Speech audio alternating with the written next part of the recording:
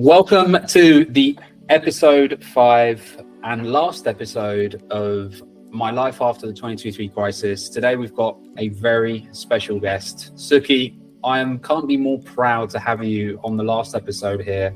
We've been speaking in public together. We've had conversations about life in general. I've been following you on different social media. But listen, I'm passing the mic over to you. I'll let you introduce yourself, but very, very excited to have you on board. Alex, thank you for that really nice intro. I'm Suky Sodhi, founder at my original business was professional selection, so in recruiting. But since that, and I know we're going to dive deeper into this, I've launched other businesses still related to recruiting, but it's going to answer a lot of the things we're talking about today. As you can tell, I'm English. I live in Toronto now. You and I actually first met when we were in South Africa. Joburg, yes. Yeah, we were speaking in Joburg. Yep, we were speaking there. So what was that, 5 years ago? I think it was, more or less. Has that much time gone past already? 5 years ago. Wow. It feels like it anyhow, right? Yeah, no, definitely. No, listen, I'm really happy to have you on board. I guess today's episode is quite special to me because I think, this goes back to where I started, which was as an agency recruiter. And I know how tough that industry is. And why I wanted to speak to you was because when everything happened throughout 2023, we went into this tech crisis. Everyone spoke about talent acquisition, how different departments had got affected. This went from marketing to engineering, but no one ever spoke about agency recruiters. And it's a fucking hard job to be an agency recruiter, right? And I can't, even back in the day when I was an agent, it was tough, but I can't imagine, what that was like throughout 2023, seeing the tech industry just going, bang. And it was horrible. There's no other way to describe it. It was horrible. You had, to your point, everyone's talking about talent acquisition, right? Internal. And you saw those crazy decisions, quote unquote, from COVID era, people doing a U-turn on them, working from home being one of them. I remember, correct me if I'm wrong, wasn't Google that came out and said as soon as COVID hit, no, work from home, never returning to the office, never doing this, never doing that? It was. Yes, yeah. It was indeed. And then here we are today, right? So 2023, in a strange way, 2021, 22, get my years right, 22 was tech. Oh my God, 21, 22, tech, right? It was couldn't get enough tech candidates fast enough, whether you're internal or agency, and then boom, it's all gone. Everyone's doing these mass layoffs, and there's all this you're reading all these blogs and videos coming out and stuff like that. Oh my God, I don't want to dismiss anything. People's livelihoods were lost. There's no doubt about it, right? We all have a mortgage to pay, family to look after, kids to feed, whatever it might be. Somehow in that, people forgot that there was a whole other industry. Yeah. Right? That was so negatively impacted. And the flips, kind of not the flip side, but another part of that is, if you think of it like this, we are paid to find people jobs in its basic basic form. Yeah. 100%. That's it. Right. Company pays us to get a candidate a job. And I always say we have 2 clients, but only one pays us, the client side.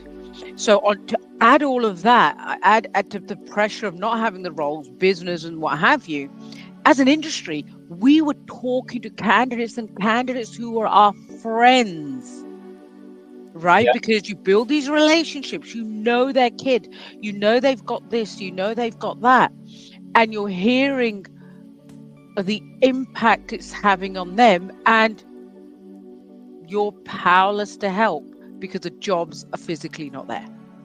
I listen. I couldn't agree with you more, and I think it was just an industry that was completely forgotten, right? And I still remember a good friend of mine calling me up because he was looking for me to give him work, and I was like, dude, I'm in the same position. We're not actively hiring. If we are, we're keeping everything internal, right? And he was telling me a little bit more about his situation. But I guess, Suky, you run your own business, Elite Global Recruiters.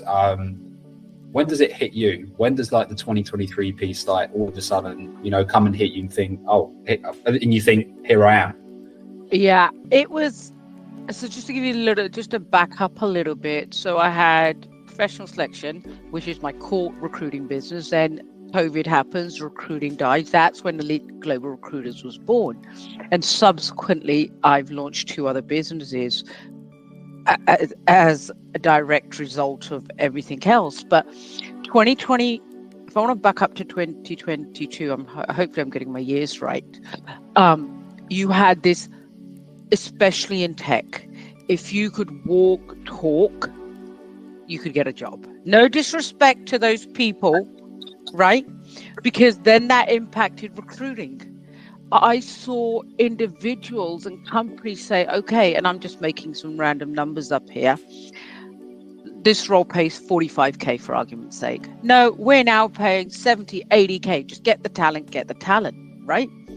And then 2023, the whole market is flooded with that talent. And the expectation is they still have the higher salary. Yeah. Right. The market's no longer paying the higher salary. So it really started impacting us. We started seeing it. I remember having these conversations way back when COVID actually happened, when the Googles of this world announced it. I remember saying to anybody that would listen, this is bad. We cannot have downtown empty, these tower blocks. We can't have Paris empty, London, New York, all the rest of it, because then you have all the related industries, takeaways, restaurants, tourism even. Who wants to come to a dead New York or a dead Toronto, right? So it started impacting us there. I could see where this was going. And then you had, he's giving me a body. And I mean that with the utmost respect, but it was like, no, if they know tech, we will pay them. And then that bidding war started, which we all saw, right? So, and then boom, the whole market is flooded. And what happens when you've got no jobs to give? There's no hiring happening in the recruitment industry internally. Yeah. Right. So 2023 was a brutal year. And yet, do you know what? I'm hearing you speak, and it's interesting that a lot of business owners started seeing this in 2022, right? Because obviously, how I saw it in 2023, right? I could not have predicted this was on it. Obviously, COVID was just shit time, but it was about, it was companies, what I call companies reorganizing themselves, right? But I never saw 2023 coming along, right? Obviously, we had the war in Ukraine, but it's interesting that a lot of business owners that I've spoken to, or we've shared information with, have also said the same. They saw this coming. It was on the cards, and I wonder, could we have stopped? I don't know, right? But I think that a lot of the agencies, or some of the agencies, disappeared. A lot of the agencies in the wind, right? And a lot of the good ones, have stayed, right? But how have you rebuilt? How have you rebuilt? What you started, and then you had to pick up when this crisis. How have you rebuilt yourself? What has been your strategy to sort of keep things afloat? Let me back up a second to what you said, something really interesting. A lot of business owners, if they didn't see the exact train coming, they heard something coming. Yeah. Right. And I think I don't know, I'm going to speak for me because I can't speak for others. But in my case, I remember thinking Y2K. Right. I'm showing my age here, but you remember 1999, what happened in the tech world? Everything was going to die because all the systems, blah, blah, blah, blah, blah. And I had that kind of different but similar experience as a business owner, right? And then I just knew at the back of my mind, we are the companies are reactive hiring. right? To this pivot to work from home. They should have, quote unquote, never been permanent hires, because once the problem is solved, what are you going to do with those people? Right? You've got your core. And I think as a small business owner, certainly in my case, I was able to look at it and say, okay, do I increase my team right now to meet that demand? A demand I don't see as sustainable. Long term, yeah. Right, long term, sustainable, constant flow coming in.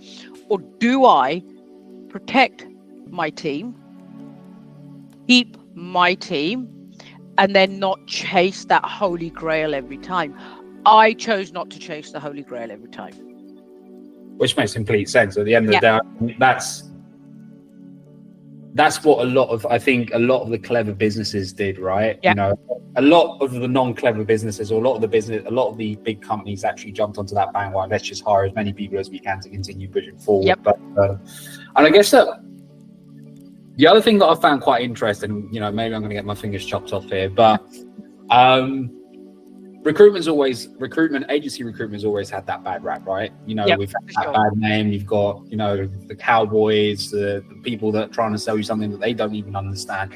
But one of the interesting shifts that I've seen since all these layoffs happen, like a lot of these little agencies disappeared, is that all of a sudden, like the messages you start getting over LinkedIn, the approaches, or some of the calls that I've had, you know, recruiters pitching for business and whatnot, have been a lot more professional.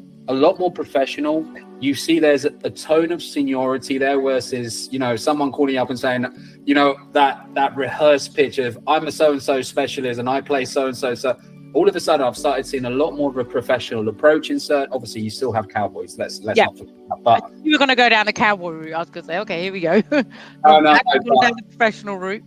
I've definitely seen a much more professional approach. And I wonder, you know, has that shift come from that 2023 environment where recruitment companies just can't afford to have those cowboys on board? What do you think? No, I don't think so. There are every industry out there, internal HR, talent acquisition included, you have your cowboys. Okay, it's true. Right, you do. I'm horrified when candidates send me some of the internal TA emails. They're like, oh my god. But anyhow, this is not a them versus us conversation, but the point I'm trying to make is there is crappy people on both sides, right? But to answer your question, I don't think that professionalism has come as a result of that for the most part, right? I think, and I could be completely off base here, but I think a lot of the cowboys or the eat what you kill have gone or have been reduced. Yeah. So what you're now able to see and the voice you're able to hear, so the place isn't as crowded anymore, so to speak. Right?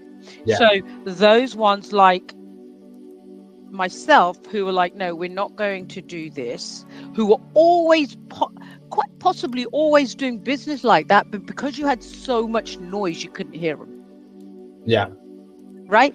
And now suddenly they're still there because they had a very loyal client base and things like that, and now you like you're not getting those 100 unsolicited calls, because those ones that were making the 100 unsolicited calls are on to their next, whatever that might be. Yeah, no, I completely agree. Obviously, I think, you know, a conversation with Vanessa, she said, you know, there's still a lot of dodgies out there. She calls them dodgies. Yeah, she's right. I'm pretty sure there is, right? If you know, obviously you've got a world of experience when it comes to recruitment, right? And I guess that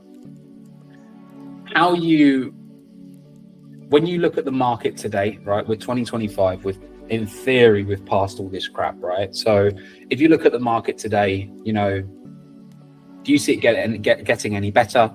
Do you see the market still the same? Like, you know, and why I'm asking this question is because a lot of the agencies, you know, I'm connected. There's a lot of agencies or agency recruiters that listen to this podcast. Do you see it getting any better? You know, what's changed in your mind, or what isn't getting better, what is getting better, what's changing? Is the approach different? I don't know. Okay, so let me start by saying, anybody that knows me, my cup is half full, not half empty. Okay. And I've been through, quote unquote, 4 or 5 recessions as a business owner. So yeah, so Y2K, then 2008, then there was something earlier. You go like, come on, right? But so, okay, so one part is, bear that in mind, and my cup is always half full. I'm the person that truly believes that in every chaos, whatever that chaos might be, there's a learning and there's an opportunity. The question is, does it align? So for me, traditional recruiting is dead. For me, traditional recruiting died a long time ago. Okay. I'm going to dig into that, by the way. I will dig into that. No, feel free. In fact, yesterday we had an internal meeting. We're just piloting a new process, right? And I'm the dinosaur in the business, and I was like, but I will adopt it because it's the right thing to do. So your traditional recruiting is dead, right? My business, we do not make a cold call. I have not made a cold call for new clients since. You just opened the can of worms. You've done that. Since we entered the Texas market. What was that? 2010, 11? Wow. Right? But my mindset is, you add value, business comes in. Now, if I was looking for world domination and my strategy was to be $100 million, $200 million, $500 million Canadian business, I'd have to have a different approach, right? So, but by the same token, and I alluded to this earlier, when I set up PSI and then but way back in England, then COVID hit. I looked at it and I said, how do I pivot my business without losing my core client base, which was the global staffing industry? I didn't try and go talent acquisition. I didn't try and now start recruiting for HR or accounting and finance and things like that. I looked at it and said, what else can I offer my existing client base that they need right now? And that's when the coaching, right? So that's when the coaching started. Right? Yeah. You then fast forward that, and here in Canada, it's happened everywhere, but here in Canada, in the last couple of years, we've had some really awful legislation put in place that is where the intention was good, the execution was appalling, right? Okay. So based on that, I got involved with that, and my Recruitment Professional Forum was born, which is a membership-based, again, staffing agencies. And then, and I've just put this out of order, but if you look at COVID, okay, we did not, in England, I was used to a recruitment community. Yeah. We talked, we'd go out for a drink and we'd take the piss out of each other. But it wasn't like, oh my God, you're a competitor, we cannot stand in the same room, like that. But Canada was very, very different. And my Canadian staffing summits were born out of that. And we've done 300% sellout staffing summits with a wait list. Wow. For 3 consecutive years. So if you look at how I, quote unquote, protected my business, pivoted my business, I left your traditional recruiting behind, right? My guys don't smile and dial. They don't send out 200 mail shots to candidates via LinkedIn. Are we using LinkedIn Recruiter? 100% we are. Do I love LinkedIn Recruiter? I hate them with a passion. There's no one that said different. And do you know hate them with a passion, right? Hence, said different. Yeah, hence the technology we're adopting, and just we will eliminate LinkedIn Recruiter, right? But so technology's played a role in it. The way I'm hiring the individuals I'm hiring from internally for my team, right? That has changed. So that's when I say your traditional recruitment's died. Yeah. No, I listen. I completely, I get it, right? Technology is there for a reason. We need to adapt, and technology is there to help, right? Even from us, like, you look at Mixmax, for example. What amazing piece of software. I wish I would have had Mixmax when I started recruitment sales, right? So that was non-existent when I was there. But you said something about cold calling, and I get that, right? Some business owners probably thinking, oh, she hasn't got a clue what she's talking about. Oh yeah, for sure. I get the cold calling piece. But my next question, I think this question, and I want an honest answer here, right? Anyone might not like my answer, but I'll give it. I'm fine with that. Do you think agency recruitment is still a viable career for someone? Imagine someone just out of university, getting into agency recruitment. Do you think it's still a viable career? 100% with some caveats. Okay. Right? 100% with some caveats. You can't be scared of the phone. And I'm not talking cold calling. We are on the phone all day long. Yeah. Right? So you cannot be frightened of the phone, whichever way you want to look at that. You cannot be insisting on work-life balance. Now all the haters are going to come out. Work-life balance. I don't like my team working after 5 o'clock. I don't like it. But I expect if they need to take a call, because a candidate can only talk after work hours, I expect them to manage their diary. Okay, so Dave, who sadly passed away a couple of years ago in my team, he was a guy at 5 to 5, he's got his jacket on, he's standing by the door. Right? Yeah. But Thursday nights, 6 p.m. to 7:30 were the nights he was willing to take a call from a candidate. Right? If a candidate couldn't talk during. So that's when he'd book those calls, because he had his rugby, his hockey, football, all the rest of it. Thursday night. So if he was talking to a candidate and it could happen in that, he would do it. Now, not if it's a candidate that's out on interviewing and stuff like that, right? So I think you have to recognize that this is not a 9 to 5 job. Right? I think that's really, really important. I think the other piece you got to recognize is people try and simplify recruiting. And in its very basic fundamental, yes, it is. You need to make a hire. I need a job. Yeah. Right? No, it's a simple formula. Yes. 100%. Yeah, it is. But what we have emotions involved. And I'm not talking the client. Clients are important, and we forget that they're also human in the process, right? But if you can't empathize with a candidate's situation, you're dead in this business. Don't come into this business. I'm not saying you need to sit there being an agony aunt. That's not what I'm saying. Right? I've got a call, I got an email, a prime example, I got an email from a lady yesterday. Oh my God, Suky, I need help. Right? And I was like, what's happening? She gave me a synopsis of what had happened. I've got a chock-a-block diary this week. And she's like, no, I need to talk. I need your help. I need to talk to you about. And it's all business, right? So I said to her, look, can you talk at 7 o'clock last night? Because I was going to be in the train. As it happens, my meeting went on later, and I pinged her this morning and I said, okay, I've got 15 minutes here. I'm not making any money off that call. Yeah. But somebody in my network needs some advice. You've got to be prepared to give that without saying cha-ching. Yeah. No, yeah, there's a level of commitment, right? And it's interesting. And it's interesting because there was, who was it that just recently published it? The amount of people that actually get into recruitment are successful, and the rates. I'm talking about agency, and the rates were extremely low, which was. And I remember when I started, it was on the phone. They told me England's 8% average fees these days on direct. I could not believe it.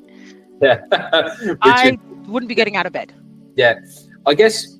Heading towards my last couple of questions, right? And I think you being a business owner, I know a lot of people that have been very brave, have still gone down the route of starting their own agencies, have broken off, from whatever agency firm they were in and started their own gigs. anyone doing that today, what in the 2025 market that we live in today, like what would you recommend they did differently? What would be like the do's and don'ts? If Suky, if you had to coach these people, right, what would be the do's and don'ts for them to be successful in their business? There's a couple of different ways to answer that one. Obviously, it all depends on people's experience, but what I'm seeing, a lot of people just saying, well, I can work from home and I'm generating 200K for argument's sake. Oh, I can do that from home and keep 200K rather than my employer getting it, right? If that is why you are doing it, don't do it. That's the wrong reason for doing it, right? Because what happens is when that client quietens down, you got no more revenue coming in, right? And then people forget that whether they work for, and I'm just going to pick on a big player, Randstad, Adecco, Manpower, all of those guys. People don't see the investment that those companies are making in order to the marketing, for example. Is it Randstad that sponsors Formula One, right? It's Randstad, right? That does that?